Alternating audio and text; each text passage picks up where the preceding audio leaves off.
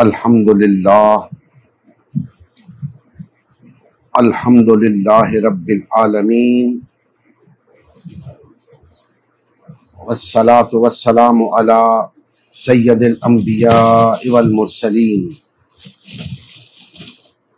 व अला आलिहि व अस्हाबिहि अजमईन। अम्मा बाद फ़अऊज़ु बिल्लाहि मिनश शैतानिर रजीम। बिस्मिल्लाहिर रहमानिर रहीम। अम्मन खलक़स समावाति वल अर्ज़ व अंज़ल लकुम मिनस समाइ माअन फ़अंबतना बिही हदाइक़ ज़ात बहजतिन मा कान लकुम अन तुंबितू शजरहा अइलाहुम मअल्लाह बल हुम कौमुन यअदिलून। सदक़ल्लाहु मौलाना अज़ीम। मोहतरम मुसलमान भाइयों,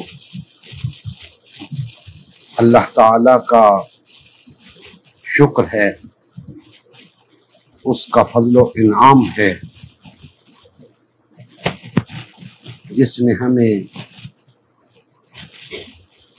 आज फिर अपने इस हफ्तावार प्रोग्राम के अंदर हाजिर होने की तौफीक इनायत फरमाई। अल्लाह ताला हम सब की ये हाज़िरी अपनी बारगाह में मंजूर व मकबूल फरमाए।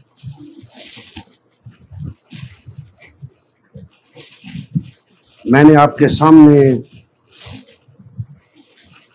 सूरा अन-नम्ल की आयत नंबर 60 की तिलावत का शर्फ हासिल किया है। अल्लाह जल्ल मजदहू ने इरशाद फरमाया, भला किसने आसमानों और जमीन को पैदा किया और किसने तुम्हारे लिए आसमान से पानी बरसाया। हमने, फिर हमने उससे सरसब्ज बाग उगाए। तुम्हारा काम तो ना था कि तुम उनके दरख्तों को उगाते, तो क्या अल्लाह के साथ कोई और खुदा भी है? हरगिज नहीं, बल्कि ये लोग रास्ते से अलग हो रहे हैं।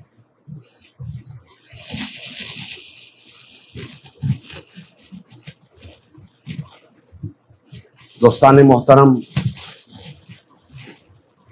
इस सूरह मुबारका के अंदर इस मकाम पर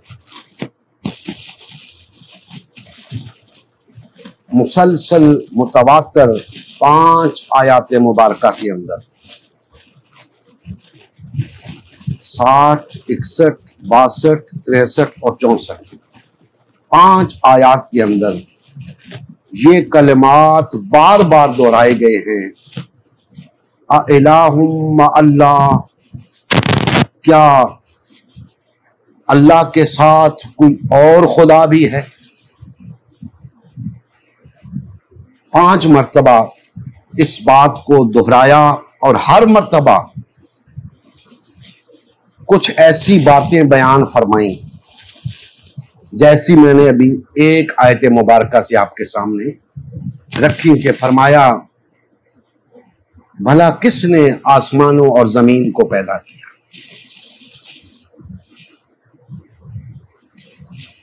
और तुम्हारे लिए आसमान से पानी बरसाया। फिर खुद ही जवाब दिया कि हमने, तुम तो इसकी कुदरत न रखते थे, हमने। और फिर पूछा कि ऐ मेरे बंदो, बताओ क्या मेरे सिवा कोई और इलाहा भी है, कोई और खुदा भी है? तो यही बात अगली 4 आयात मुबारका के अंदर भी दोहराई।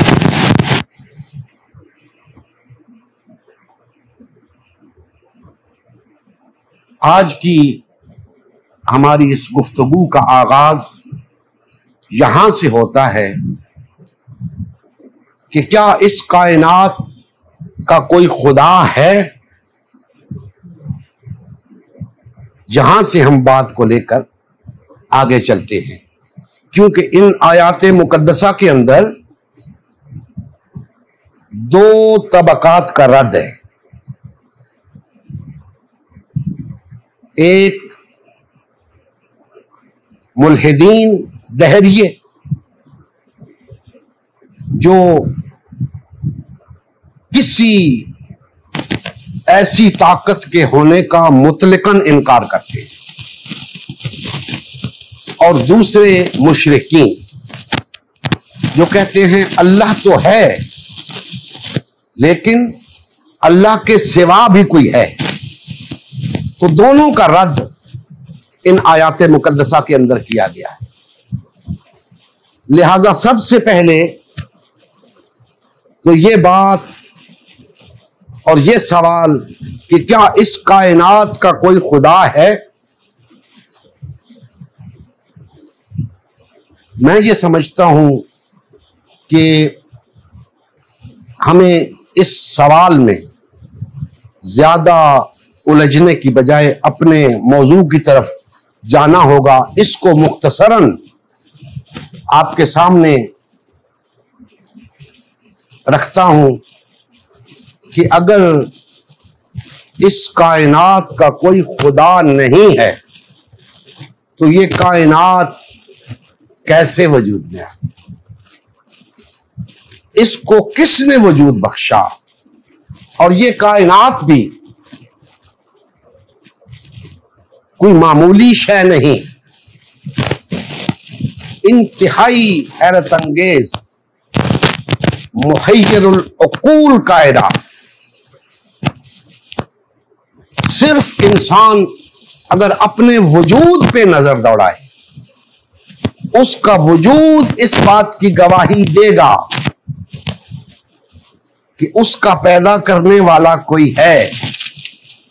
और फिर कायनात के अंदर बेशुमार बिखरी हुई आयात इस बात की गवाही दे रही हैं कि इस कारखाने को बनाने वाला, इसको चलाने वाला कोई है। लिहाजा इस बात पे तो हम बहस नहीं करते, आगे चलते हैं कि अल्लाह ने फरमाया कि लोगों, क्या ये जो कुछ तुम देख रहे हो, ये जो कारखाना चल रहा है, ये जो आसमान और जमीन तुम्हें नजर आते हैं, ये जो बादल तुम्हें नजर आते हैं, इनसे बरसता हुआ मी तुम्हें नजर आता है, ये जंगल और पहाड़ नजर आते हैं, ये दरिया और ये समुंदर नजर आते हैं, ये चरिंद और ये परिंद नजर आते हैं, ये इंसान और ये हैवान नजर आते हैं। ये पूरी कायनात जो तुम्हें नजर आती है, बताओ तो सही, क्या अल्लाह के सिवा, अल्लाह के साथ कोई और भी है? अइलाहुम अल्लाह, क्या अल्लाह के साथ कोई और खुदा भी है? हरगिज नहीं। वही एक इस पूरी कायनात का खालिक है, और उसने इस कायनात को तख्लीक करके किसी और के हवाले नहीं कर दिया। वही यक्का व तन्हा इसका मालिक भी है, वही इस कायनात का निजाम यक्का व तन्हा चला रहा है। उसे किसी काम में शिरकत गवारा नहीं, उसका कोई शरीक नहीं, वो ला शरीक है, वो किसी का मोहताज नहीं। जिसे शरीक दरकार हो वो मोहताज होता है, उसे किसी शरीक की जरूरत नहीं। वो तमाम कारखाने कुदरत तन्हा चला रहा है, कोई उसके साथ शरीक नहीं। दोस्ताने मोहतरम, जैसा कि मैंने अर्ज किया कि इन 5 आयात मुबारका के अंदर चंद ऐसे गोशे अल्लाह जल्ला मजदहू ने आश्कार किए और इंसानियत को ये बात बावर करवाई कि अल्लाह के सिवा कोई खुदा इस कायनात के अंदर मौजूद नहीं है। खुदा कौन होता है, खुदा किसे कहते हैं?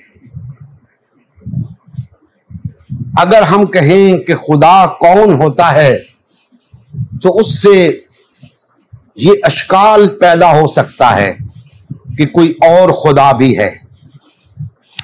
लिहाजा हम कहेंगे कि खुदा किसे कहते हैं। चंद अलामात तो अल्लाह जल्ला मजदहू ने इन आयात मुकद्दसा के अंदर बयान फरमा दी कि इस कायनात का खालिक कौन है, अल्लाह है। तो गोया खालिक होना खुदा की सिफ्त है। खुदा उसे कहते हैं जो खालिक होता है, फिर वो अपनी तख्लीक का मालिक होता है, फिर वो अपनी तख्लीक का राज़िक होता है, फिर वो अपनी तख्लीक का हाकिम होता है। और अगर हम बंदों की बात करें तो बंदों की तरफ से जब हम इस बात को देखेंगे तो खुदा उसे कहते हैं जिससे लोग उम्मीदें बांधते हैं, जिसे लोग अपना हाजत रवा समझते हैं, जिसे लोग अपना मुश्किल कुशा समझते हैं, जिसे लोग अपने मालो जान का मालिक समझते हैं,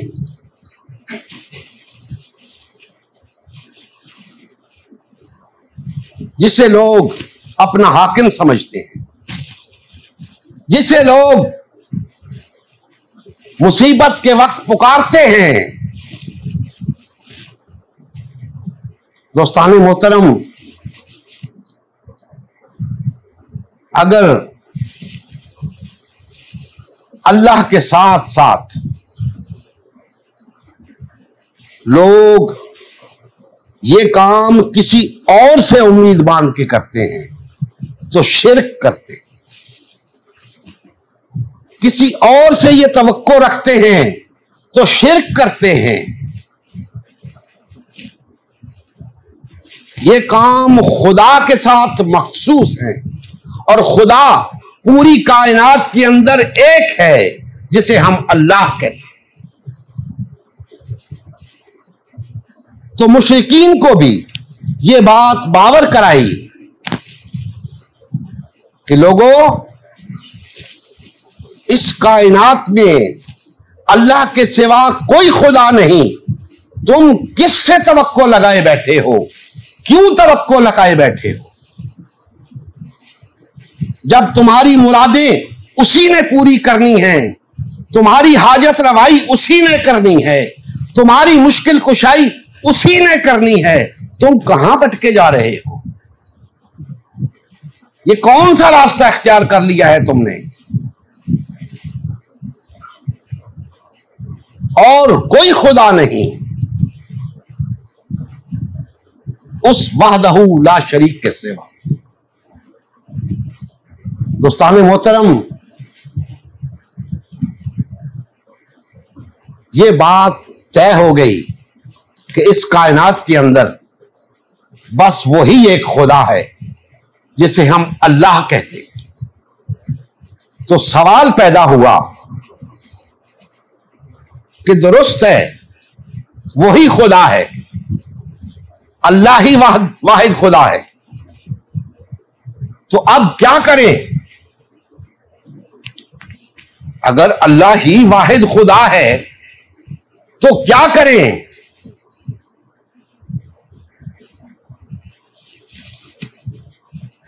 दोस्ताने मोहतरम, अल्लाह की सिफात आपने सुनी, अल्लाह के बारे में आपने जाना, तो अब वो अल्लाह, वो खुदा इस लायक है कि अब उसको माना जाए।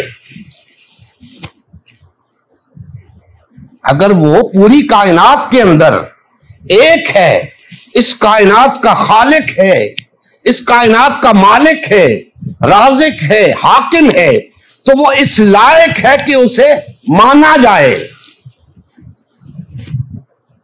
उसे कैसे माना जाए? उसे मानना क्या होता है?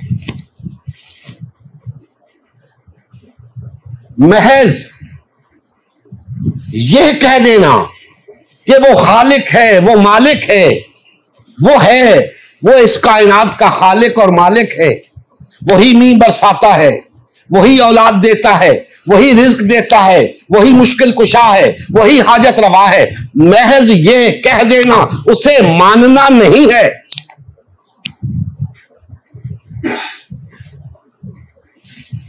ये तो वो है, तुम मानो या ना मानो, पैदा उसी ने किया है। तुम मानो या ना मानो, रिज्क तुम्हें वही देता है। तुम मानो या ना मानो, औलाद तुम्हें वही देता है। तुम मानो या ना मानो, तुम्हारी हाजत रवाई, मुश्किल कुशाई वही करता है। तो तुम्हारे मानने ना मानने से क्या फर्क पड़ेगा?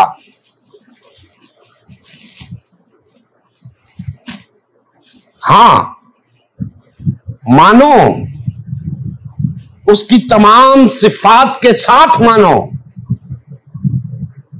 वो महज यही कुछ नहीं, वो कुछ और भी है। और वो ऐसी चीज है कि उसे मानने और ना मानने से फर्क पड़ेगा। वो क्या है? वो उसकी हाकिमियत है, उसका हाकिम होना है। तुम कहोगे कि उसे मानने ना मानने से क्या फर्क पड़ेगा?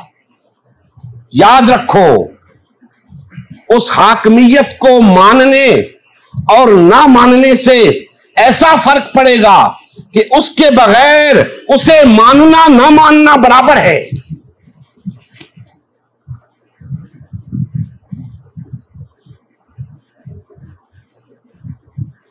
जब हमने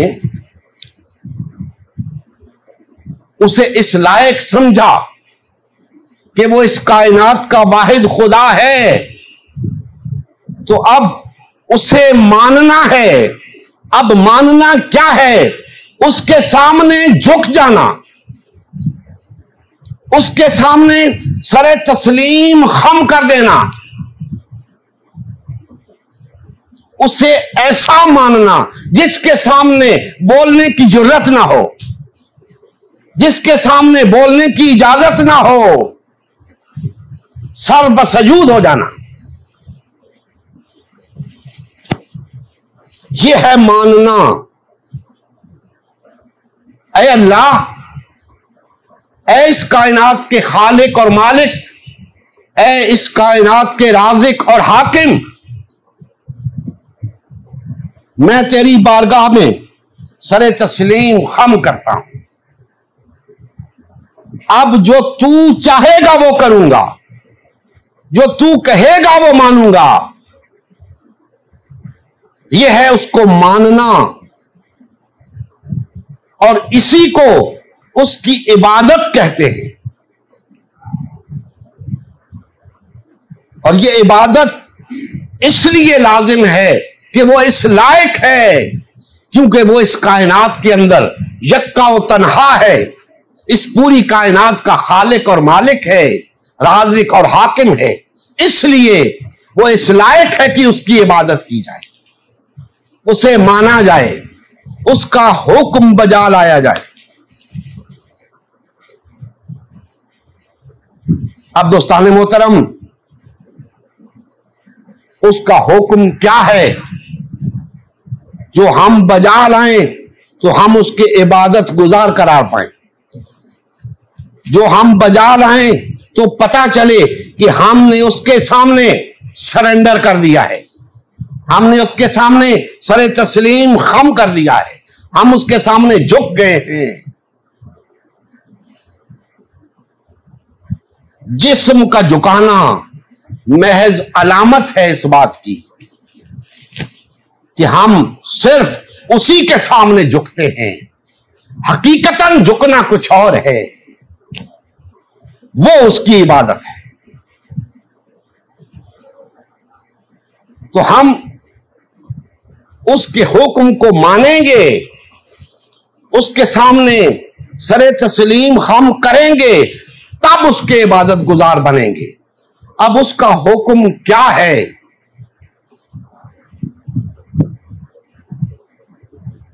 याद रखें, उसका हुक्म मानने वाले को, उसके आकाम की पाबंदी करने वाले को मुस्लिम कहते हैं। और मुस्लिम क्या होता है?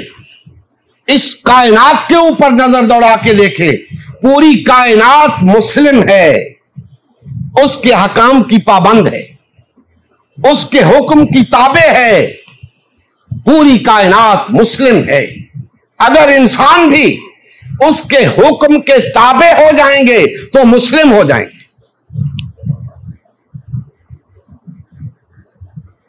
अपने बंदों को मुस्लिम बनाने के लिए, अपना ताबे बनाने के लिए अल्लाह जल्ला मजदूहू ने अंबियाए कराम अलैहिमुस्सलाम को मबूस फरमाया, जिन्होंने लोगों को आकर मुस्लिम बनने की दावत दी, अल्लाह के हकाम की पाबंदी की दावत दी।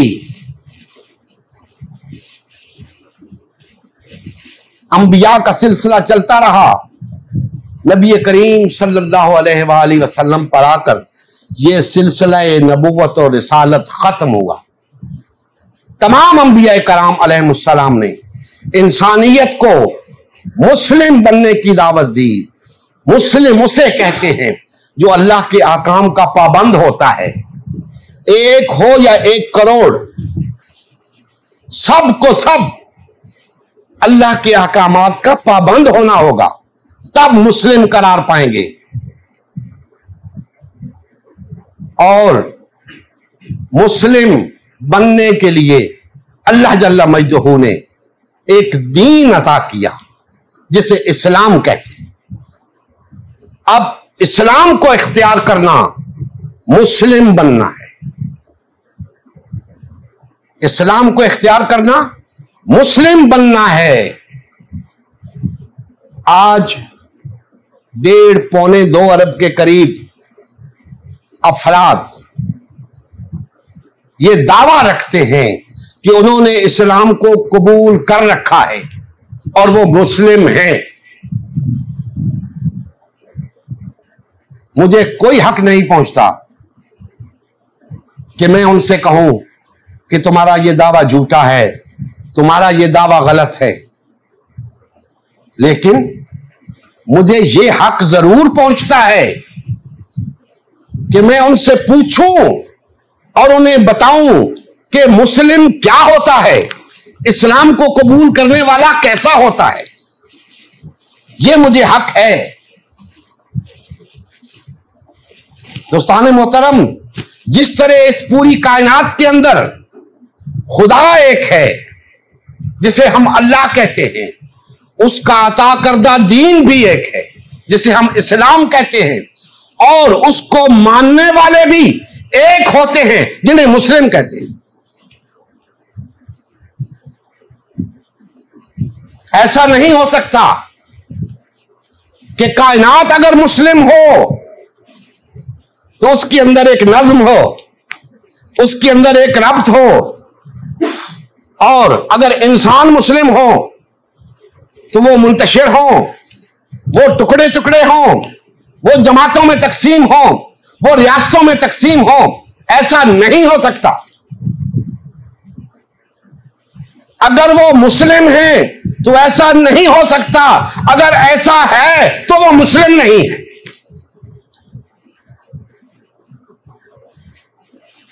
अब हर शख्स अपने गिरेबान में झांक कर यह देख सकता है कि आया इस्लाम के दावेदारों के अंदर वो नज्म है या नहीं, वो रब्त है या नहीं। अगर है तो मुस्लिम, नहीं है तो गैर मुस्लिम।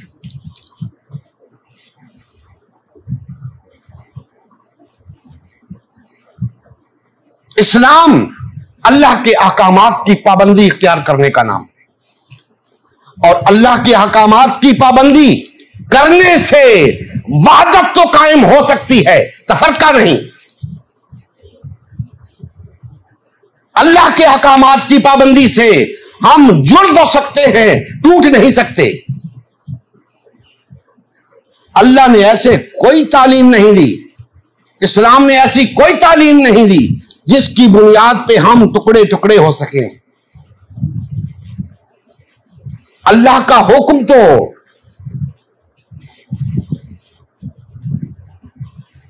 दोस्ताने मोहतरम, अगर मैं ये कहूं कि जिस खुदा को मैं जानता हूं,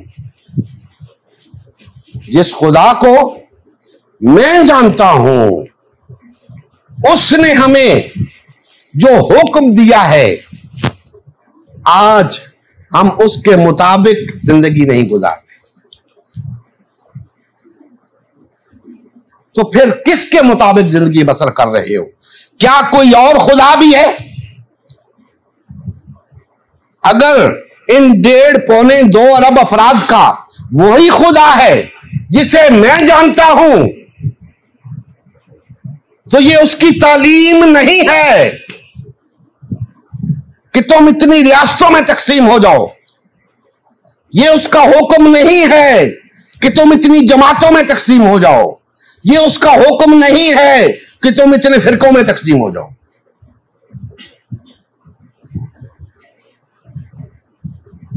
जिस खुदा को मैं जानता हूं, उसने तो हमें एक होकर रहने का हुक्म दिया है, भाई भाई बनकर रहने का हुक्म दिया है, एक जमात बनकर रहने का हुक्म दिया है, एक रियासत कायम करके रहने का हुक्म दिया।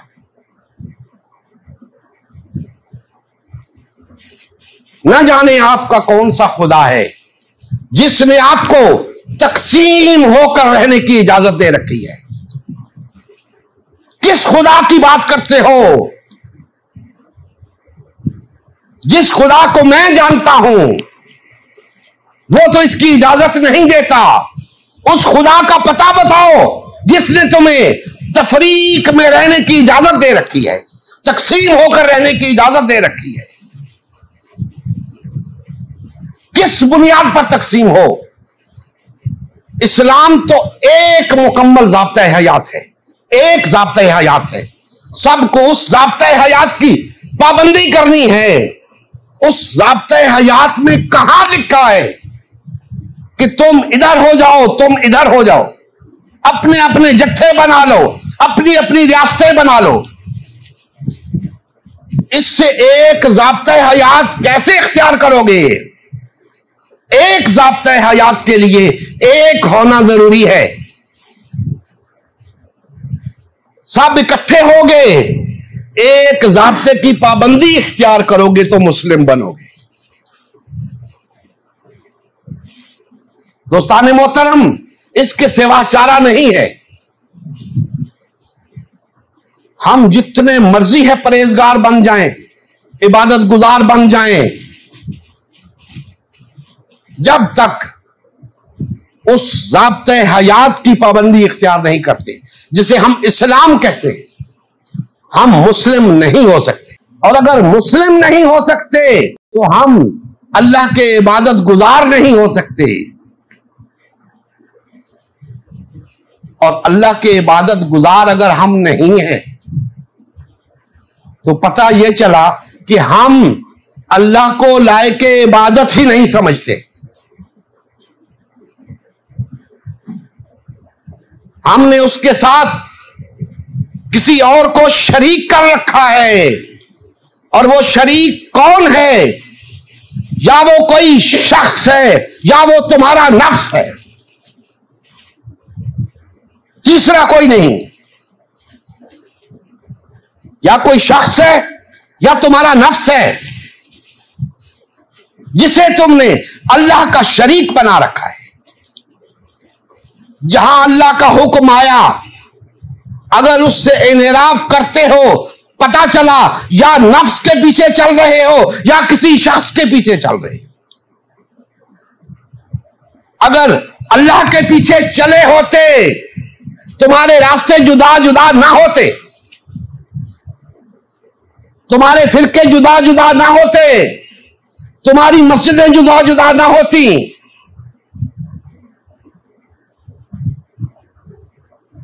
तुम्हारी इतनी जमातें ना होती।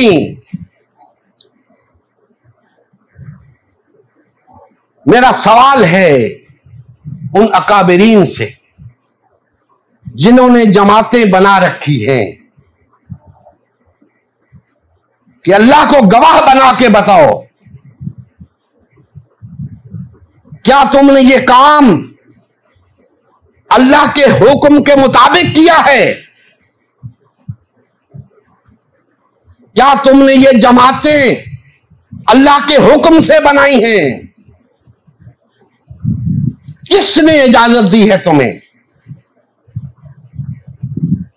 और फिर क्या तुम इस्लाम को ही ज़ाब्ते हयात मानते हो, या तुम्हारा ज़ाब्ता हयात कोई और है, उनका ज़ाब्ता हयात कोई और है, उनका कोई और है और उनका कोई और है?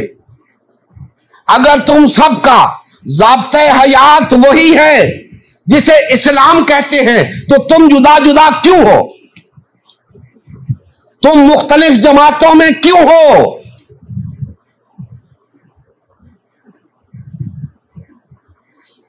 और अगर तुम उसी खुदा को मानते हो जिसकी बात मैं कर रहा हूं, जिसे अल्लाह कहते हैं, तो उसने तुम्हें इस बात की इजाजत नहीं दी, उसने तुम्हें इस बात का हुक्म नहीं दिया। तुम अल्लाह के अहकामात से इन्हिराफ कर रहे हो। ख्याल करो कहीं शिर्क तो नहीं कर रहे।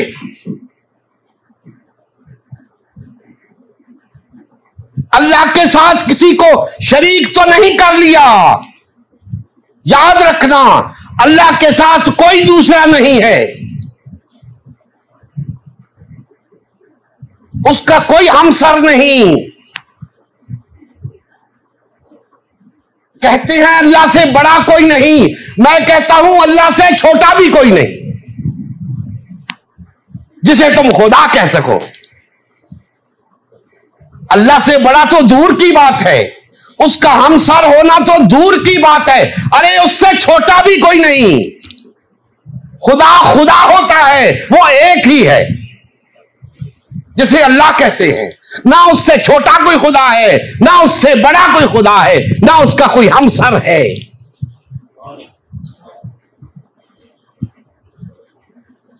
तुम्हें किसने सिराते मुस्तकीम से हटा रखा है? तुम्हें किसने वरगला रखा है? लोगों को शैतान की चालें समझाने वालों, कहीं खुद तो उसकी चालों में गिरफ्तार नहीं हो।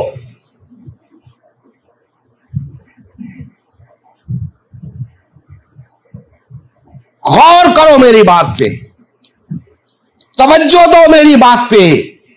मैं तुमसे कुछ नहीं चाहता सिवाय इसके कि तुम अल्लाह के बंदे बन जाओ, सिवाय इसके कि तुम मुस्लिम बन जाओ। जो तफरका तुम्हारे अंदर पैदा हो चुका है वो मिट जाए, तुम एक हो जाओ, वहदत इख्तियार कर लो, भाई भाई बन जाओ। इस रुए जमीन के ऊपर अल्लाह की हाकमियत को कायम करने वाले बन जाओ। याद रखना मेरी बात, तुमने बड़े बड़े जत्थे बना रखे हैं, बड़ी बड़ी जमातें बना रखी हैं। हरगिज हरगिज तुम इन जमातों के साथ कामयाब नहीं हो सकते, जिंदगी भर तुम कामयाब नहीं हो सकते। तुम्हारी कामयाबी का राज फकत वहदत में है। अगर वहदत इख्तियार नहीं करोगे, जितनी बड़ी जमातें बना लो, तुम्हें कामयाबी नहीं होगी। अल्लाह का दीन गालिब नहीं आएगा। तुम्हारी हुकूमत तो शायद बन जाए, अल्लाह का दीन गालिब नहीं आएगा। लेकिन अगर सब मिलके कोशिश करोगे तो बाखुदा अल्लाह का दीन गालिब आएगा, क्योंकि उसके अंदर किसी एक जमात की, किसी एक फर्द की अगराज नहीं होंगी, सबके मुश्तरका मफादात होंगे। और सबके मुश्तरका मफादात सिर्फ और सिर्फ अल्लाह की हाकमियत का कयाम है, इसके अलावा कोई मुश्तरका मफाद नहीं। जरूरत इस अमर की है कि अकाबिरीन इस बात को समझें, जमातों के सरबराह इस बात को समझें, और अगर वो न समझें तो अवाम इस बात को समझें और इनका साथ छोड़ दें। मैं कहा करता हूं, अपने अकाबिरीन से पूछा करें, अपने अकाबिरीन से सवाल करें, भरी बज़्म में खड़े होकर उन्हें टोकें कि मोहतरम, ये हम टुकड़े टुकड़े क्यों हैं, हमारे अंदर तफरका क्यों है, जमाते इस्लामी और तंजीमें इस्लामी अलग अलग क्यों हैं, दावत इस्लामी और तबलीगी जमात अलग अलग क्यों हैं, मिनहाजुल कुरान और तहरीक लब्बैक अलग अलग क्यों हैं। मुझे तो कुछ समझ नहीं आती। अगर सब मुस्लिम हो और एक दूसरे को मुस्लिम तस्लीम करते हो तो फिर अलग अलग होने की कोई वजह नहीं, सिवाय इसके कि तुम नफ्स के पुजारी बन चुके हो, और कोई बात नहीं।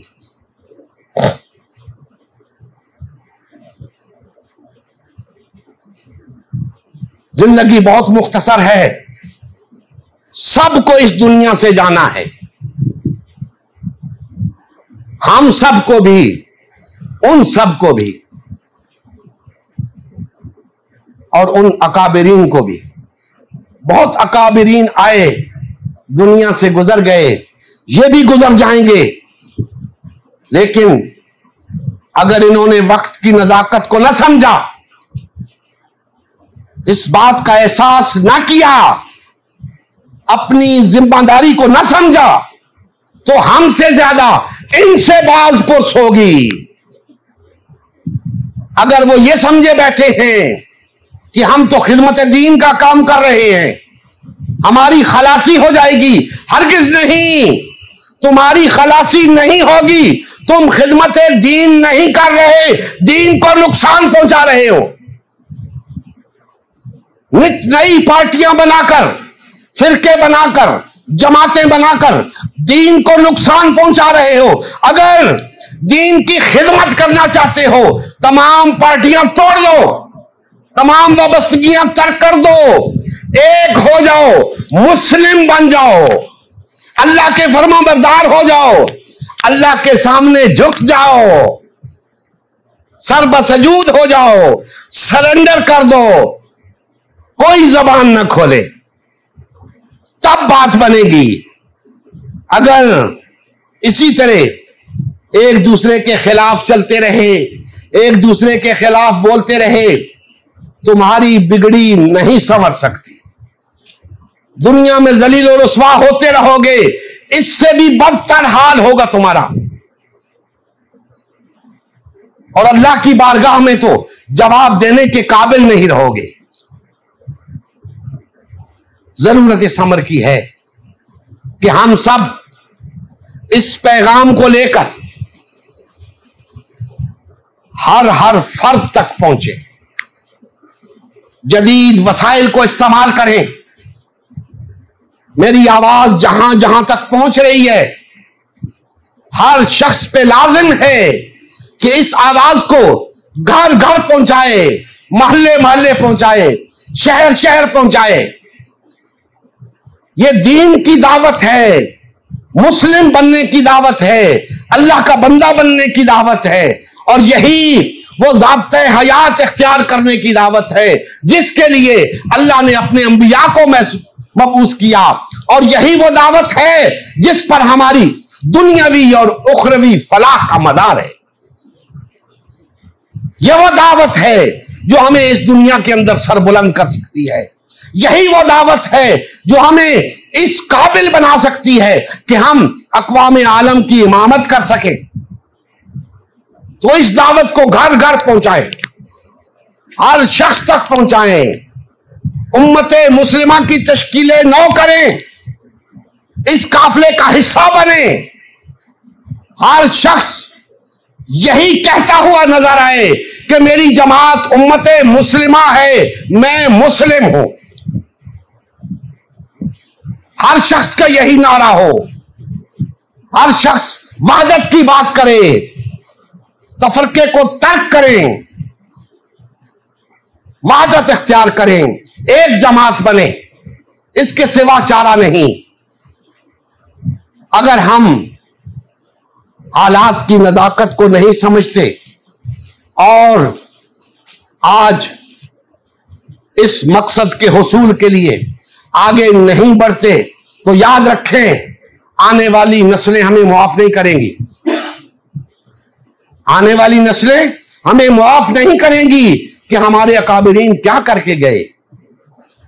लेकिन अगर आज हम अल्लाह उसके रसूल की तरफ पलट आते हैं, सिराते मुस्तकीम की तरफ पलट आते हैं और चश्मे फलक फिर वो नजारा करती है कि इस रुए जमीन के ऊपर फिर से अल्लाह की हाकमियत कायम हो जाए, तो आने वाली नस्लें हमें अच्छे अल्फाज में याद करेंगी।